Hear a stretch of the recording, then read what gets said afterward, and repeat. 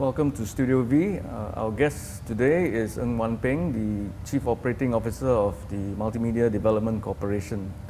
MDeC is custodian of the MSc Malaysia initiative by the government to build up the nation's knowledge-based economy. So thank you for joining us. Thank you, Ronald, for having us, I should say, having me here today to share with you some of the plan that we have put together to prepare for the upcoming International Advisory Panel meeting that we held annually. Okay. Anyway, the 12th MSc Malaysia International Advisory Panel meeting is next week at the Putrajaya International Convention Center. It's hard to believe that it's been 12 years since that first meeting in 1997. Could you tell us who the experts are on the panel now and maybe highlight some of the achievements of the panel over the past few years? The International Advisory Panel made up of experts, individuals from the industry as well as from the academia. Some of the names that I think we are very familiar with include Mr. Narayana Murthy from Infosys, to Mr. Bob Bishop, John Gage, from all over the world. So they can be from the North American, they can also from Asia. Over the years, they come together to Malaysia and advise the government on what are the best approach, what are the best initiatives that we can consider to implement to bring these MSc Malaysia initiatives to even greater heights. So obviously this year we are hoping to hear from them what are the ideas, input they can give us in order for us to move the MSc Malaysia to the third phase of the implementation. Incidentally, it has been that long, like what you said, Ronald. So the phase 3 will actually start in 2011. So this is the right time for us to plan for this phase 3 implementation of the MSc Malaysia. Okay. So the IP has been instrumental in basically helping guide the MSc Malaysia, providing valuable input in the construction of vital policies and directives. So what can we expect from this year's meeting? Okay, maybe I should touch a bit on this, how we do to get input. I mentioned briefly, they give us feedback on our plan. And based on also the presentation that we are going to share with them, they will be suggesting from their experience in implementing maybe similar idea, or based on the input we give to them, that they may spark some new suggestion.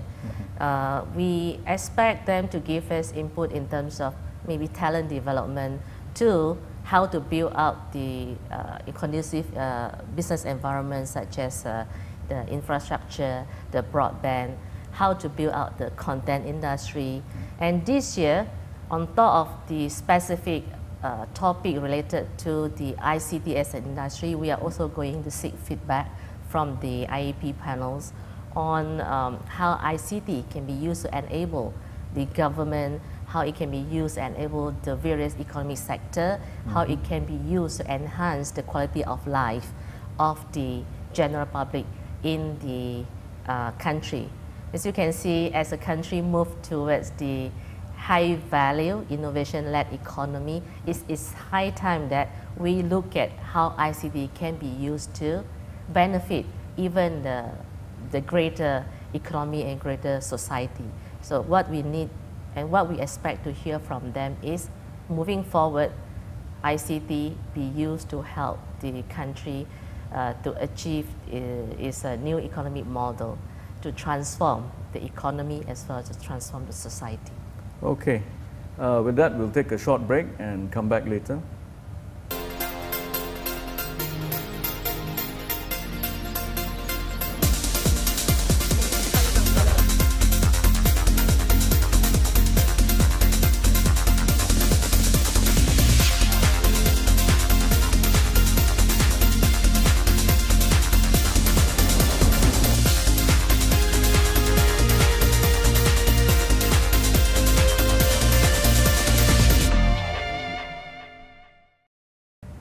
welcome back.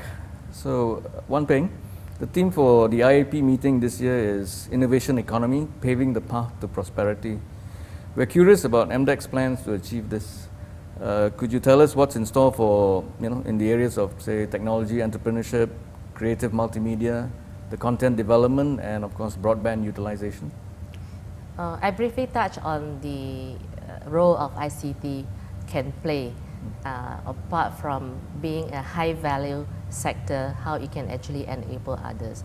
As we move towards the high-income economy, that's why this year's IAP is talking about innovation economy, paving the path to prosperity. We see ICT as a key enabler for various economy subsectors in the country.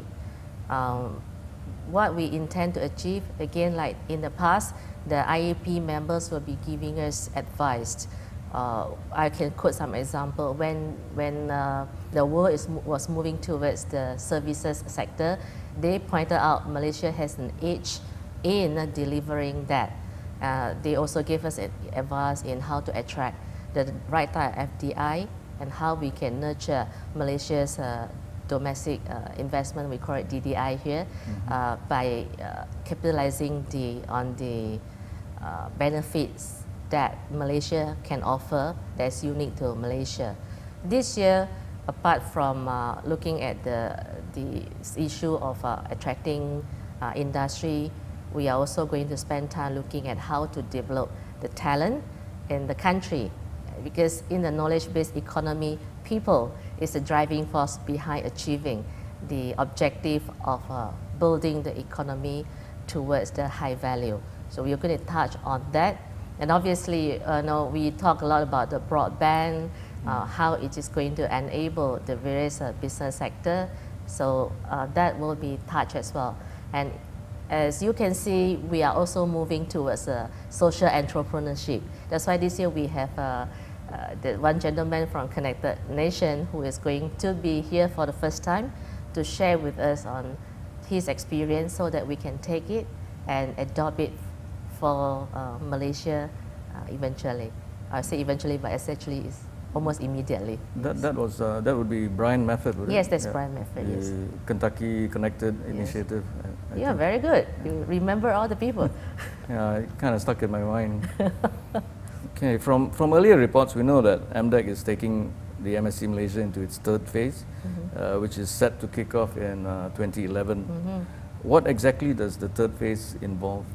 Okay, to talk about third phase, maybe I have to go back a little bit to history.